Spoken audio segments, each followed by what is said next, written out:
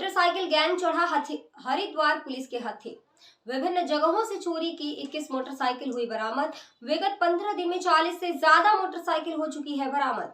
जनपद में अपने पदार्पण के समय जनपद पुलिस मुखिया के द्वारा एक बड़ी गहरी बात कही गई थी, जिस पर तत्समय पूरे प्रदेश में काफी सकारात्मक नकारात्मक परिचर्चा हुई थी। लेकिन इस दूरगामी सोच का परिणाम यह हुआ कि पुलिस की गिरफ्त में आए ये चारों आरोपी जल्द गैंगस्टर एक्ट में निरुद्ध होने के बाद अब लंबे समय तक जेल से छूटने वाले नहीं हैं। जिससे जहां एक और पुलिस की सरदर्दी कम होगी तो वहीं जनता भी चैन की नींद सोएगी। वाहन चोरों के खिलाफ एसएसपी की मुहिम का दिखने लगा साफ असर। बीते कुछ महीनों में जनपद के थाना बहादुराबाद सिडकुल रानीपुर क्षेत्र में सिलसिलेवार हुई मोटरसाइकिल चोरियों के खुलासे में जुटी हरिद्वार पुलिस ने एसएसपी हरिद्वार अजय सिंह के सख्त निर्देशों पर मेहनत कर घटनास्थल के आसपास के सीसीटीवी कैमरे खंगाले, मुखबिर तंत्र को मजबूत किया और पूर्व में कई वर्षों के प्रकाश में आए चोरी, लूट, छिनौती आदि अपराधियों से सघन पूछताछ कर जुटाए सबूतों को मुखबिरों से रीचेक कराने पर यह स्पष्ट हो चुका था कि इन घटनाओं में 4 सदस्यों के एक सक्रिय वाहन चोर गिरोह का हाथ है।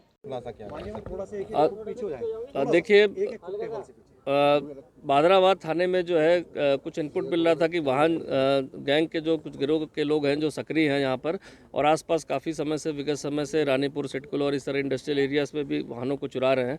चूँकि काफ़ी सारी एफआईआर भी रजिस्टर्ड थी और साथ ही साथ इस सूचना पर जो है पुराने जो सीसीटीवी हमारे पास कवरेज थी उन सबका एनालिसिस किया गया और एक सूचना पर लगा कि 4 लोग इसमें चिन्हित हुए थे जो इस पूरे मामले में इधर विगत काफ़ी दिनों से सक्रिय थे वाहन चोरी में।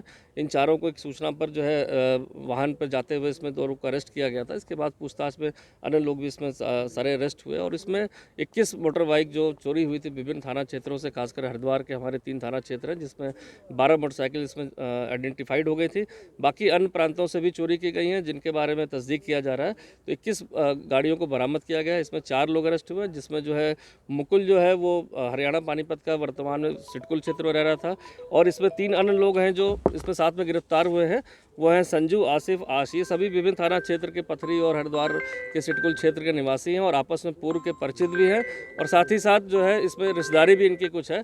तो वाहनों को चुरा के यहाँ से वो अन्य प्रांतों में भी बेचते थे और अन्य प्रांतों की गाड़ियों को लाकर वहाँ से यहाँ पर वो बेचने की फिराक में थे।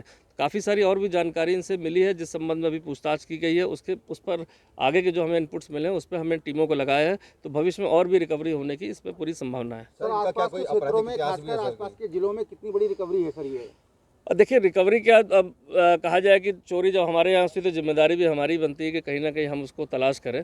तो ऐसा कोई डेटा नहीं है, लेकिन हाँ, ये इस तरह की बरामदगी होने से, जो इस तरह के गैंग के पकड़े जाने से जो आमजनों की मोटरसाइकिलें कहीं भी छोड़ते हैं और चोरी हो जाती है, उससे कहीं ना कहीं थोड़ी बहुत राहत मिलने की उम्मीद है।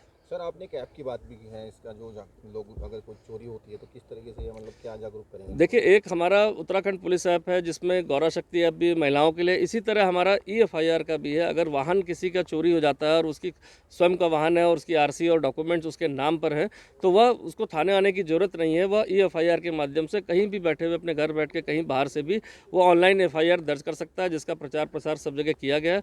मैं चाहूँगा ऐसे जो जनता के पीड़ित हैं जिनकी गाड़ी चोरी हो गई है, जिनको FIR लिखवानी है, वह EFIR के माध्यम से अपने जो है FIR को रजिस्टर्ड करा सकते हैं। सर, कोई नाम की घोषणा भी है पुलिस टीम को इसमें? अपडेट मीडिया के लिए हरिद्वार से रणविजय कुमार की रिपोर्ट।